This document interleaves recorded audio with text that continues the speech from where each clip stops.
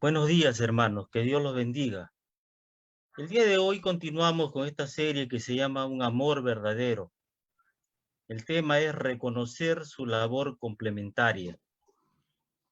El título es Insustituible. La verdad, entonces, cuando vi así el versículo que nos dieron para desarrollar, pensé que era de amistad, ¿no? Pero cuando ya uno lee insustituible, entonces las cosas van por otro camino. Dios está hablando de que Dios ha creado el complemento, ¿no? Para el hombre, para la mujer. Complemento, ¿no? O sea, aquel con el que, con esa persona, cada uno con su complemento va a llevar a cabo la tarea, la misión que Dios le ha dado. Porque, ojo, cada ser humano que nace, Dios tiene un propósito para cada vida. No nacemos al azar, no depende, ¿no?, de otras cosas, sino que una razón, el Señor nos trae aquí, nos da vida para una tarea mientras que estemos aquí en la tierra. Hermanos, el versículo es Eclesiastés 4:10, dice, porque si cayeren, el uno levantará a su compañero, pero hay del solo, que cuando cayere, no habrá segundo que lo levante, ¿no?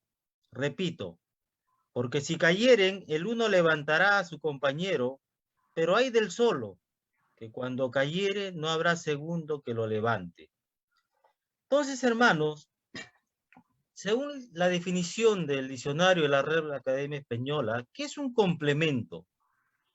Complemento es una cosa, cualidad o circunstancia que se añade a otra para hacerla íntegra o completa, ¿no?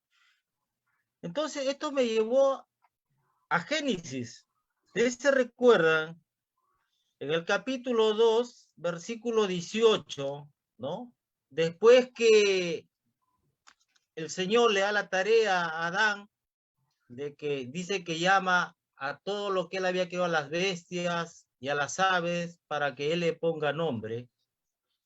Y Adán pone nombre a todos los animales que Dios les trae.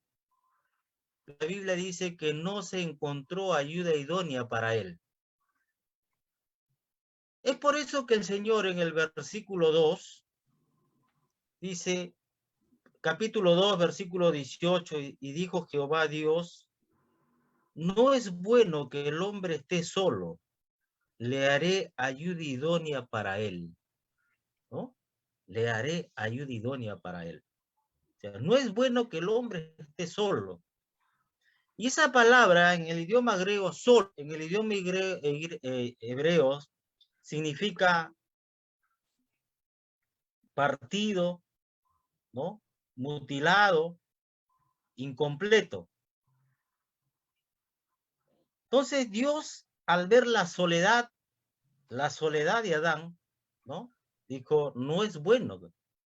Pero si Dios en el versículo 31 del primer capítulo de Génesis dijo así, y vio Dios todo lo que había hecho y he aquí que era bueno en gran manera. Fíjese. Pero después dice, ¿no? Cuando ve a Adán solo, le dice, no es bueno que el hombre esté solo. ¿Por qué, hermanos? Nosotros en la Biblia tenemos que ubicarle en su contexto cada versículo, y en el versículo 28 le dice a Adán lo siguiente, y los bendijo Dios y le dijo, fructificaos y multiplicaos, llenad la tierra y soyuzgad y señoread en los peces del mar, en las aves de los cielos y en todas las bestias que se mueven sobre la tierra. Esa era la misión de esta pareja, la misión de esta pareja.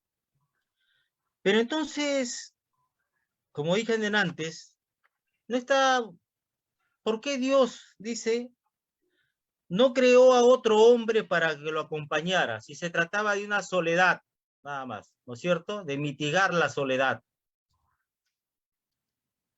¿Por qué necesitaba una esposa antes de poder ser padre?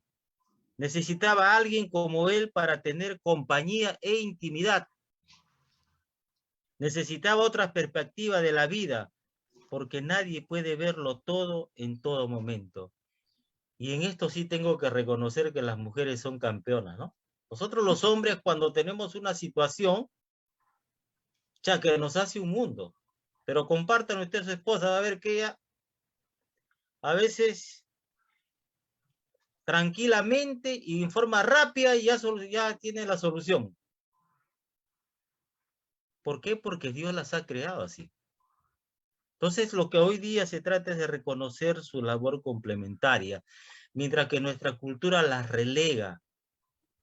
La sociedad se hace ver como un objeto sexual, como alguien de menor valía, ¿no? Si vemos nosotros las propagandas, ¿no? La literatura, es por eso que ante el machismo surgió el feminismo, que ambos son radicales, son opuestos. Pero hermanos, ¿qué nos quiere decir? El matrimonio fue la solución de Dios para la soledad que sentía Adán y sigue siendo su solución para que no tengamos que vivir solos, ¿no? He conversado con personas mayores, ¿no? Algunos viudos, y sí, extrañan, se sienten solos. Pueden estar rodeados de sus hijos, de sus nietos, todo, pero no está su complemento, no está su otra mitad, se sienten solos. Y hay que tenerles paciencia, hay que comprenderlos, ¿no? Mi suegra, por ejemplo, a veces yo le pregunto, ¿extraña usted a mi suegro? Sí, me dice, al esposo, porque ella se quedó viuda hace muchos años, y ella me dice, cuida a mi hija, me dice Walter, porque aunque sea para pelear, se necesita, ¿no? A la otra parte. Entonces, su soledad. Pero hermanos, si bien es cierto que Dios ha creado nuestro complemento, pero Dios dice que esa pareja, cuando se une, tiene que vivir juntos, vivir juntos. Y en el versículo 24 del capítulo 2 de Génesis dice, por tanto el hombre dejará a su padre y a su madre y se unirá, ¿no es cierto? Se unirá a su mujer y serán una sola carne, ¿no? Y a veces, hermanos, pero en este tiempo en nuestra cultura es todo un desafío. Y solamente pueden mantenerse unidos aquellos que cada día buscan la ayuda de Dios, dependen de Dios. Señor Jesús, cuando estuvo aquí en la tierra, dijo, separados de mí nada podéis hacer. O sea, solamente vivir juntos, a pesar de todas las dificultades, no estoy diciendo que no va a haber problemas en la familia, en la pareja, más bien, fíjese, tenemos que lidiar contra nosotros mismos, contra nuestra propia naturaleza, donde está el egoísmo, el orgullo, la soberbia, donde está que siempre tendemos eso, y sobre todo que tenemos que luchar con esta cultura donde ellos definen el amor, ¿no? Muy diferente a lo que... Porque la Biblia dice que el amor es buscar el bienestar de la persona, ¿no? No es buscarlo de uno, sino buscar el bienestar de la otra persona. Pero es todo un desafío, hermanos. Pero la Biblia, para nosotros, sigue siendo la máxima autoridad. Y ahora Dios no nos dice que vivamos de tal o cual manera o que hagamos algo porque a Él se le ocurre. Así que Él nos da todos los recursos para poder vivir así. ¿Y a quiénes le da los recursos del Señor? a aquellos que un día se arrepintieron y lo reconocieron como el Salvador y el Señor de su vida. Aquellos que le dijeron, a partir de ahora, Señor, yo voy a vivir como tú quieres, no como yo quiero. Aquellos que el Señor los ha hecho una nueva creación, una nueva criatura, un nuevo ser, solamente por su gracia. No es para todos, no es para los que viven lejos de Dios, no es para aquellos a quien Dios no los ha hecho nacer de nuevo. Pero también sabe para quienes es una dificultad, para aquellos que caminan habiendo sido salvados, no tienen una comunión fluida con el Señor. No tienen una comunión fluida con el Señor. Entonces, pues, cuesta. Es todo un desafío. Fíjese lo que escribió Pablo hace casi 2000 años atrás.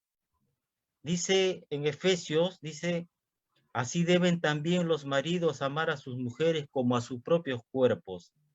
El que ama a su mujer, a sí mismo se ama, porque nadie aborreció jamás su propio cuerpo, sino que lo sustenta y lo cuida, así como también Cristo a la iglesia, porque somos miembros de su cuerpo.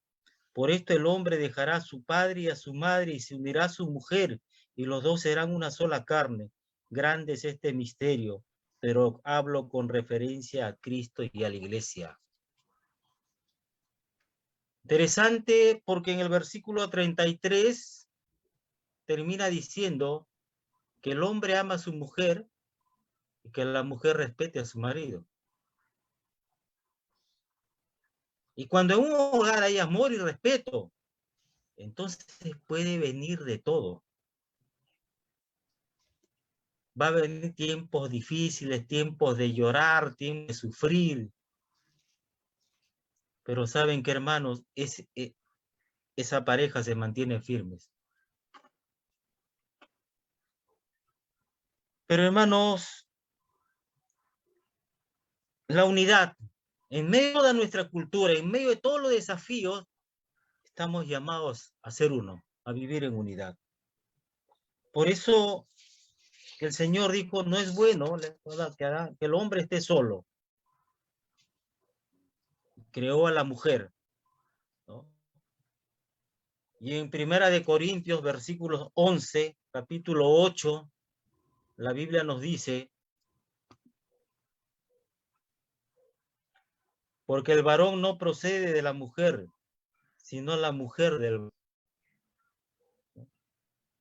Hermanos, por eso es que cuando el Señor lleva a Eva y la pone, se la presenta a Adán, Adán de alegría exclamó, hueso de mis huesos y carne de mi carne, ¿no? Hermanos, pero si no nos mantenemos unidos a Jesucristo, al Señor, al Creador y sustentador del universo, aquel que sostiene a las familias, no vamos a poder vivir en unidad. Y eso hemos aprendido ayer, los que participaron en el tiempo de búsqueda del Señor. Todo va a depender de nuestra relación con Dios. Queremos amar a nuestro cónyuge, queremos amar a nuestra familia, queremos amar a nuestro prójimo. Y a veces yo me pregunto, ¿por qué me cuesta tanto que ese amor fluya si no es el amor humano, es el amor de que Dios ha derramado en nuestros corazones? Y ayer nos dieron la solución. Tenemos que buscar que el Señor avive nuestros corazones. De repente, por atender muchas cosas, por atender muchas situaciones, ¿no? Eso se ha ido apagando. Pero no se olviden, hermanos, que Dios nos hace responsables si eso sucede en nuestras vidas. Hermanos, la pareja, el matrimonio tiene una misión, ¿no? Fructificar y multiplicaos. Pero eso no se hace en una forma irresponsable también, porque hay grupos, ¿no? Hay grupos religiosos que cogen estos versículos de la Biblia y dicen, los hijos son bendición de Dios, ya van por 12 hijos ya, no tienen que dar, no tienen para mantener a los 12 hijos, pero son bendición de Dios para ellos. Ya la pobre mujer ya tiene miedo que el varón llegue a la casa, ¿no? Pero algunos piensan así.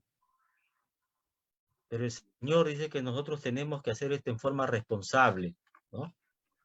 Sí, los hijos son bendición de Dios, pero hay que tenerlos de acuerdo a nuestras posibilidades. Hermanos,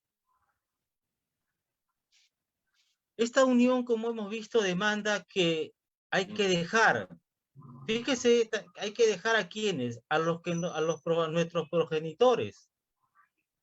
Pero ¿en qué aspecto hay que dejarlos? No se trata de que nosotros ya lo abandonemos, ¿no? Y lo dejemos a su suerte, no, porque la Biblia no se contradice, la Biblia dice que debemos honrarlos, sino dejarlos emocionalmente, depender de ellos, porque nosotros vamos a construir nuestra familia.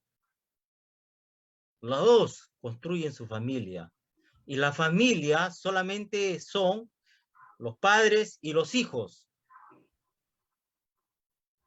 Yo soy parte de la familia de mi papá, pero mi familia es mi esposa y mis hijos, ¿no? Esto no quiere decir de que, como dije antes, que nos olvidemos de nuestros progenitores. Fíjense lo que el Salmo 45, 10 y 11 escribía hace muchos años, ya le decía, escucha hija, presta atención e inclina tu oído, olvídate de tu pueblo y de la casa de tu padre, entonces el rey deseará tu hermosura, ¿no? Y muchas veces, ahora esto no se trata, a veces dice, bueno, entonces vivo acá en Lima, me voy a vivir a Tumbes, ¿no? Para estar lejos, no. Hay mucha gente que está viviendo en el extranjero, pero que no ha roto eso y sigue, ¿no? Dependiendo, sigue siendo influenciados por su familia. Hermanos, ¿y cuál es la promesa? ¿Cuál es la promesa que hizo el Señor cuando estuvo acá en la tierra respecto a la pareja?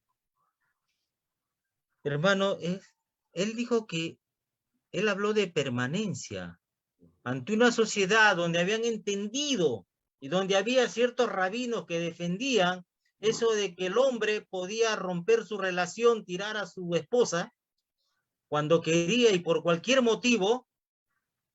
El Señor le dijo lo siguiente: lo que Dios ha unido, ningún hombre lo separe. Cuidado con nosotros, que el Señor nos libre de repente, de una manera inconsciente, ¿no? De repente estamos contribuyendo para esto. Hermano, la estabilidad del matrimonio depende de la negación que cada uno de los cónyuges lleve a cabo en su vida cada día. ¿Somos los discípulos de Cristo? Sí. ¿Somos hijos de Dios? Sí. Pero el Señor Jesús fue claro con sus exigencias, con su demanda. El que quiera venir en pos de mí, niéguese a sí mismo, tome su cruz cada día y sígame. Y yo en son de broma a veces, cuando hablando con mi suegra, le digo, suegrita, le digo, la verdad que a mí me ha tocado una cruz, no muy grande, pero bien pesadita, le digo, ¿no? Bien pesadita, le digo. Ah, me dijo, hijo, no te olvides que tú, porque acuérdate, tú viniste a pedirme la mano y yo te dije, yo te advertí.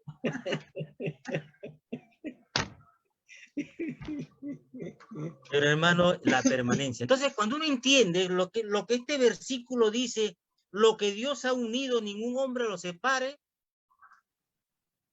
cuando hay desencuentros, somos diferentes. Somos diferentes. Por eso es que Pedro cuando escribió a los hombres, ¿no? En su primera carta, donde ellos, hermanos, no estaban viviendo en condiciones normales. Ellos estaban siendo perseguidos, cada uno había tenido que abandonar Roma para salvar su vida, habían dejado todo y estaban comenzando de nuevo. Él les dice a los esposos maridos, sabiamente con ellas, y a las mujeres les dice, sujetaos a vuestros maridos. ¿Por qué Pedro, a pesar, o sea, yo lo que quiero que entendamos esta mañana es que a pesar de los momentos difíciles que estaba pasando esas personas, donde un ambiente hostil, las exigencias del Señor fueron tan claras. ¿Qué pretendía el apóstol Pedro con ello? Que impacten a la sociedad donde ellos estaban viviendo. Esa es nuestra labor, ese es nuestro testimonio. Yo tengo entendido, hermanos, que cuando hay un matrimonio en un lugar, un matrimonio cristiano, que se esfuerza por vivir cada día de acuerdo a la voluntad de Dios, entonces, hermanos, va a haber vecinos, va a haber familias que se van a acercar a preguntarle, a pedirle consejo, a pedir que usted ore por su familia. Y si hasta ahora usted tiene años de creyente y nadie se acerca, converse con el Señor en oración. ¿Qué está pasando? ¿No? ¿Qué está pasando? Sí, porque a veces yo en mi trabajo he encontrado con muchos hermanos que eran creyentes, ¿no? Pero que en su barrio nadie los conocía porque parecían del servicio de inteligencia, porque querían pasar desapercibidos. Y esa no es la idea. Es la misión, porque todos nosotros estamos llamados a proclamar la gran comisión, ¿no? Y una de las razones, una de las formas que uno puede alcanzar a otros es a través de las familias. ¿Qué familia no tiene problemas? Usted tómese la molestia de prestar atención a lo que acontece al vecino de al lado, derecho, izquierdo, al de al frente, al de atrás, hermano, en su cuadra. Tienen problemas, hermano. Comience a orar por todas las familias, por todos los que hay en ese lugar, y pídale a Dios que le dé la oportunidad de que usted pueda hablar con ellos.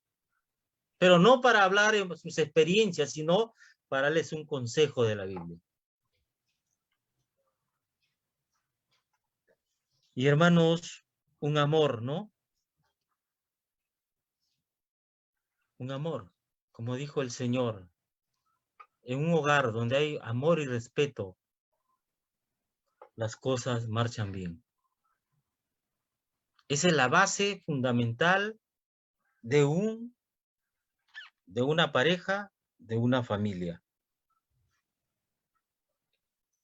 El amor, como dije antes, no se trata de palabras, sino de buscar el bienestar del otro, del cónyuge, ¿no? Buscar un buen trato. Pero a veces ustedes dirán, ¿cómo puedo amar si este hombre o esta mujer me ha lastimado? Tantas cosas que a veces pueden levantar una pared, ¿no? Un muro invisible que separa al cónyuge, a la pareja, ¿no? Ya no hay amistad, no hay nada, solamente se vuelve rutinario. Porque sí, conozco gente que tiene años, hermanos, 20 años viviendo en una misma casa. Ah, pero los dos congregaban, uno era de evangelismo, la otra hermana está involucrada en otra tarea. Entonces llegaban cada uno separado, adentro cantaban, hacían de todo y después seguían con su vida. En ese tiempo que yo los conocí, tenían 20 años viviendo así. ¿Por qué? Porque según ellos había pasado situaciones en que no podían arreglar. Y hermanos, ¿sabe qué dijo Pablo a un grupo de judíos recalcitrantes que no aceptaban que los gentiles a quienes Dios estaba salvando participasen de los cultos en forma conjunta? Tal es así que en el templo ellos habían hecho una pared donde los gentiles, o sea, los que no eran judíos, entraban hasta la primera parte y los judíos entraban al otro ambiente. Y en la puerta habían puesto pena de muerte para aquellos, ¿no?, que no siendo judíos entraban ahí. ¿Sabe qué le dijo Pablo a ellos?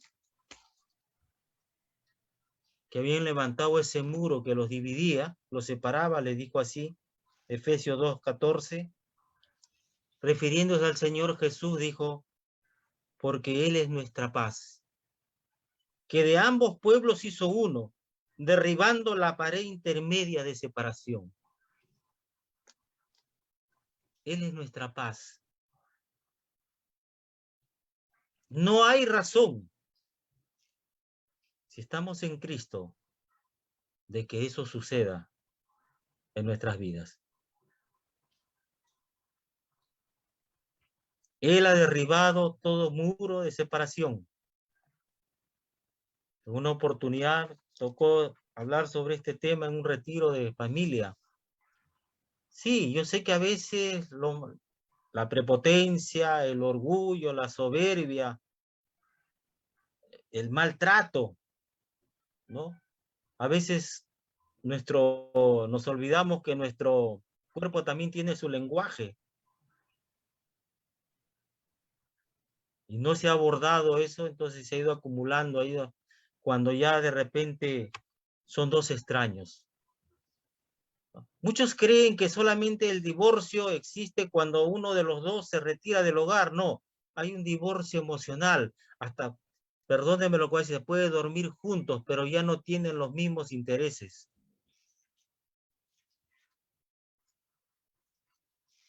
Eso hay que tener cuidado. Porque muchos a veces creen que el vivir en una casa, estar durmiendo en cuartos separados, pero dicen, mi papá cumple 50 años de casado y cada uno vive en su cuarto. No se toleran. ¿De qué años? ¿De cómo están entendiendo ellos la vida matrimonial? Y hermanos, eso es lo que debemos tener cuidado. Cada día tenemos que ir a los pies del Maestro para que Él nos hable. Dios sigue hablando en este tiempo, a través de la lectura de su palabra, cuando oramos. ¿Por qué creen que no es sencillo leer la Biblia, orar? Porque cada día cuando usted lee la Biblia, cuando usted ora, entonces va a ser instruido por el Señor, va a ser enseñado por el Señor, va a ser corregido por el Señor, va a ser redarguido. ¿Para qué?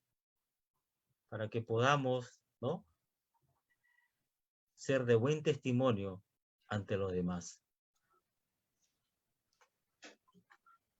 Pero ¿cuáles son los desafíos que hay para vivir como una sola carne o vivir en unidad? Interesante, hermanos, porque la verdad, hace tiempo que yo pensé que esto no, que ahora las situaciones eran muy diferentes, pero veo que los consejeros siguen tocando temas, ¿no?, que hace tiempo que según yo pensé que había pasado. Pero ¿saben qué, hermanos? ¿Cuáles son los peligros o qué es lo que hace peligrar la unidad, la unión de los cónyuges, de la familia? Dice la influencia de los padres. Fíjese, hermanos, Y es que en nuestra cultura se enseña que el papá y la mamá, ¿no? Nosotros también creemos eso, que, bueno, yo creí hasta que fui cristiano, y de repente les va a parecer un poco fuerte lo que voy a decir.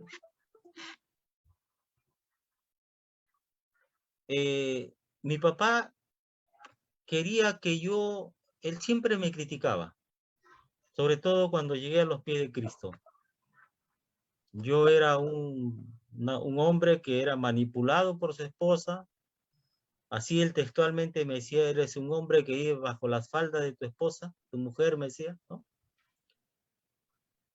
Pero yo le decía: papá, le digo, he aprendido, le digo, a vivir como Dios quiere. Dije, yo le contaba, quería que él me entienda, porque yo le decía: papá, yo siempre pensé que había sido un buen esposo. Y eso me lo decías tú, me lo decía mi mamá, me decían todos mis cercanos, mis amigos, mis vecinos. Pero cuando yo escuché, le digo, 2 versículos de la Biblia de lo que significa ser esposo, entonces entendí que nunca había, ni tenía la menor idea de lo que era ser esposo. Pero él no, pues él no, en sus 13. Él siempre trató de influenciar. Entonces, hermano, nosotros tenemos que entender que la autoridad de los padres termina cuando el hombre y la mujer se casan. Nosotros somos los llamados a construir nuestra familia, ¿no?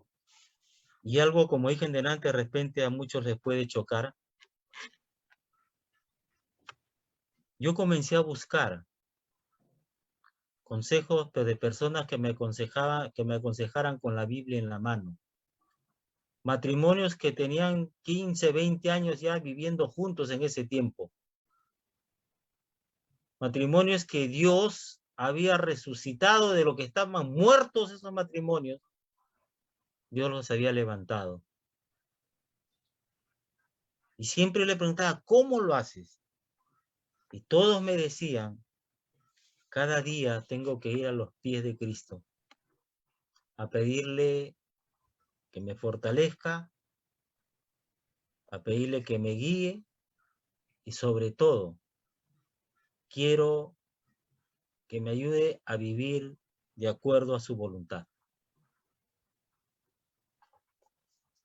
Y muchos me decían: y cuando las cosas se ponen color de hormiga, cuando hay cosas, a veces va a haber, no somos perfectos, hemos visto en el primer tema que todos ofendemos muchas veces, dice la Biblia, ¿no es cierto? Todos, o sea, no hay exceptuados, y no una, sino muchas veces, y hay cosas que a veces nos van a doler, y me decían: me voy a mi cuarto y busco lo que dice el Salmo 46, primer versículo. El Señor es nuestro amparo, ¿no? Nuestra fortaleza y nuestro pronto auxilio en los momentos difíciles. ¿Sí? Porque imagínense, ¿no? Que uno conteste de la misma manera, o que yo ya me sienta lastimado, herido, entonces eso va a crecer, eso nos va a separar. Y Dios nos ha dado los recursos y nos demanda que los asuntos los arreglemos antes de dormir. Pero yo sé que a veces no se puede, ¿no? Pero hay que ser honesto ante Dios. Hay que ser honestos. Porque a veces nosotros tenemos muchas ideas en la cabeza que no nos va a ayudar a desarrollar la unidad, ¿no? Uno tiene que preguntar a quienes, como dije, a personas que tengan más tiempo viviendo, ¿no? Y que sean comprometidos con el Señor. Una vez fui a una reunión de hombres, y la verdad que fui por cumplir ya último, no tenía deseos de, he tenido diferencias en el hogar días antes, tenía poco tiempo también al caminar cristiano. Entonces yo llego y Felizmente me puse al final y felizmente no comenzó por mí, porque era el primero de ese lado. Comenzó la inversa y era como el 30.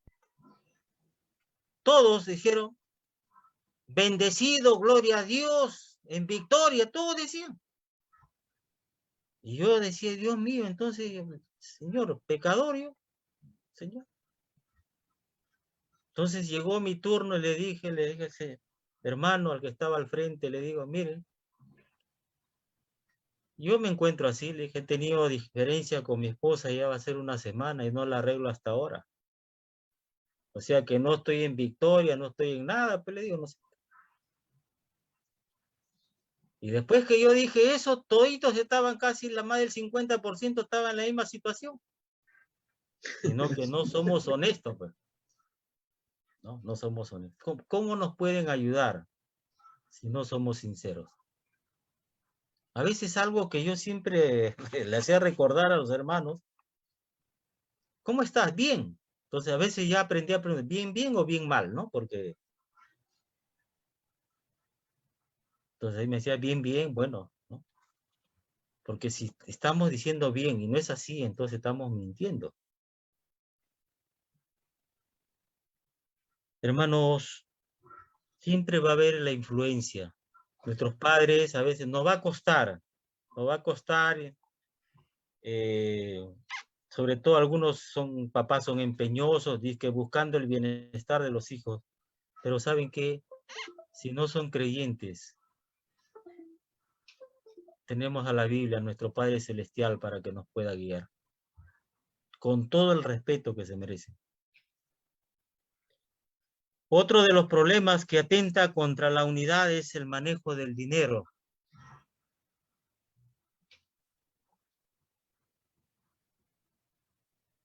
Decimos, diciendo todavía es mío, tuyo o es nuestro.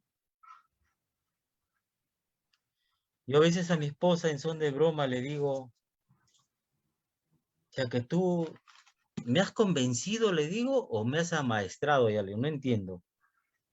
Porque yo siempre le digo, cada vez que ya pone mi pensión, yo voy corriendo y te lo entrego.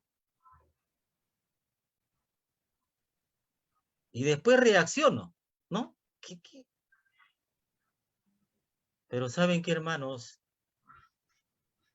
Es llevar una administración, hacer un presupuesto. Y mi esposa en eso sí hace buenos presupuestos. Es nunca decir es mío, es tuyo, es de los dos, esto hay, ¿no? Esposa, por ejemplo, sabe a la mesa cuánto hay, si hay ahorros, no hay ahorros.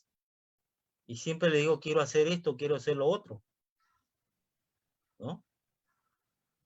Ahora, tampoco me disparo por mi cuenta, porque le tengo que preguntar hasta, ¿no? Para hacer ciertas compras. Porque ella maneja pues la economía de la casa, ¿no? ¿Para qué yo digo? Claro, eso no quiere decir que yo no esté al tanto, pero yo no me atrevo a manejar porque lo que ella le dura para 30 días, a mí me duraría 15 y a lo mucho, ¿no? Entonces, ¿no? Entonces, ese es un problema. Cuando uno, por ejemplo, no tiene en cuenta al otro respecto a hacer ciertos gastos. Sobre todo, mire, yo le digo honestamente que cuando estaba viva mi mamá, ¿no? Yo le daba. Mi esposa de repente ya presumía, pero no tenía certeza que yo le daba. ¿Mm? Pero ella no, yo no le decía abiertamente, no, vamos a separar para cada uno. Yo le decía, tú arréglala con tu mamá y yo, pues, hasta que aprendimos que es mejor, ¿no es cierto?, hacerlo los dos. Uno tiene que conversar, tiene que ver todas las posiciones, tiene que ser realista, hermano. Su presupuesto tiene que ser realista para que usted no tenga estrés, no tenga preocupación, no se acabe la vida. Porque eso, cuando las cosas no salen bien, viene molestia, fastidio, ira, y después se busca responsables. ¿A quién echarle la culpa? Y eso separa. Otra cosa de lo que hasta ahora sigue siendo un peligro para la unidad de la pareja es el trabajo cuando se realiza en exceso. Hay gente que trabaja las 24 horas del día.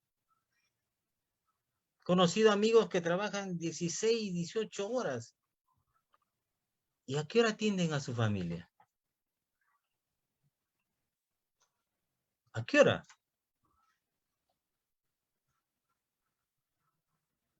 A su esposa. ¿Ustedes se acuerdan que había un comercial de Telefónica? ¿Ahora? Ya no está ya. Entonces, ¿no? Eso tiene que hablar. ¿Por qué? Porque la relación principal aquí en la tierra, después de Dios, es el cónyuge. No son los hijos, no son los nietos, es el cónyuge. Esa es nuestra responsabilidad.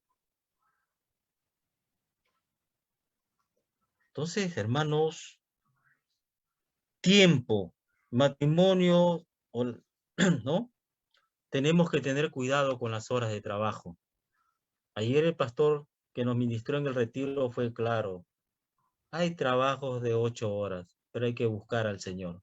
Que el Señor sea el que nos dé el trabajo. Hay que tener cuidado con el exceso. ¿Qué estamos haciendo cuando estamos dándole? A veces justificamos, decimos sí porque quiero esto, quiero lo otro. Nos enfocamos en adquirir un montón de cosas. Y Santiago nos hace ver lo transitorio que es nuestra vida y dice, pregunta, ¿qué es vuestra vida? Y él mismo responde, ciertamente, ¿no? Neblina. Estás un tiempo y no estás. ¿Quién tiene la seguridad de que hoy día se acueste y mañana se puede levantar, se levante? Disfrute cada día, disfrute, con responsabilidad, con cuidado. No estoy diciendo que se tire al abandono, pero disfrute su día a día con su complemento. Disfrútelo. Cada día, aproveche. Hay, no solamente se enfoque en, no, porque para muchos el trabajo es un refugio, ¿no? No, dice, pero algunos compañeros me decían, prefiero trabajar que estar en mi casa, que es una antesala del infierno, decía. Pero no, pues, ¿con quién vas a compartir tu esfuerzo? ¿No? Entonces hay que saber, no hay que tener cuidado, darle tiempo. Algunos todavía se llevan el trabajo para la casa. ¿A qué horas? Fortalece su red. Otro peligro también es los amigos, ¿no? Cuando, hermanos, yo sí le digo con honestidad, para mí, que un amigo, por ejemplo, me diga ese tiempo que, por ejemplo, me invitaba, ¿no? Un domingo, estaba de descanso, bueno, gracias a Dios que era tiempo todavía que no era creyente, pero sí pesaba su opinión, que me diga saco largo, ya que, hermano, eso era. Entonces yo dejaba todo y me iba para demostrarle a él que no era saco largo. Y la verdad que después comprendí que pues no, eso no tenía sentido, ¿no? Porque ¿a quién tengo que cuidar yo? ¿Ah? ¿Acaso cuando yo esté en la cama, esté en momentos difíciles, quién va a venir y me ayude? ¿Quién me va a apoyar? ¿El amigo o el que está a mi lado? ¿El hermano va a venir? No, ni los papás. Es que está al lado de uno. Cuidémonos los unos con los otros. Deámosles el lugar. Lo que quiero decir de todo esto, hermano, es que tenemos que aprender a darle el lugar que le corresponde a nuestro cónyuge. Hay que darle ese lugar. Y si de repente se olvidan, hay que hacerles recordar. Después de Dios estoy yo, se le dice, ¿no? Sí, porque a veces, sobre todo las mamás, le ganan el cariño pues por los hijos, ¿no? No, no, momentito, después del Señor estoy yo, ¿no? Ya después todavía están ellos, sí. Cada cosa en su lugar. No, hay que ser claros, hermano, porque eso pasa, pues, ¿no? Eso pasa. No, no, no. Entonces eso no, hay que cortar. Si eso se está haciendo, hay que cortar. Primero esté lo primero, después ya, pues no, es para ellos, ¿no? Primero está el cónyuge.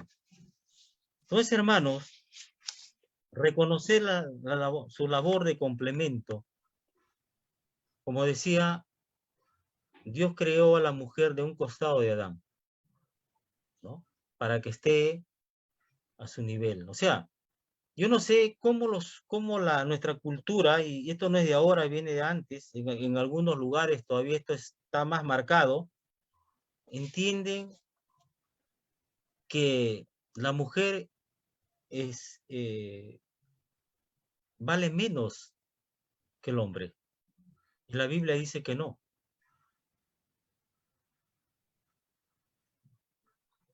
Dios, el Señor Jesús, cuando estuvo aquí en la tierra, revaloró a la mujer. Hay un montón de casos, pero le voy a citar uno nomás. Fíjese. En aquel tiempo, fíjese, en aquel tiempo, el testimonio de una mujer valía cero. Valía cero. O sea, por ejemplo, si era convocada a un tribunal de aquel tiempo para que dé su declaración como testigo, no era tomada en cuenta por ser mujer. Pero el Señor Jesús, ¿a quién le dio el encargo de que vayan a decir a los discípulos que él había resucitado? A dos mujeres. A dos mujeres. Por eso es que Santiago, en una sociedad machista, cuando los judíos oraban así diciendo, gracias Señor por no haber nacido esclavo, gracias Señor por no haber nacido gentil, y gracias Señor por no haber nacido mujer, el Señor. Santiago le dice, no, en Gálatas dice, Pablo le dice, ya no hay judío ni gentil, ¿no? Esclavo ni libre, ni varón ni mujer. Todos son uno en Cristo Jesús, el mismo valor. Que Dios los bendiga, hermano.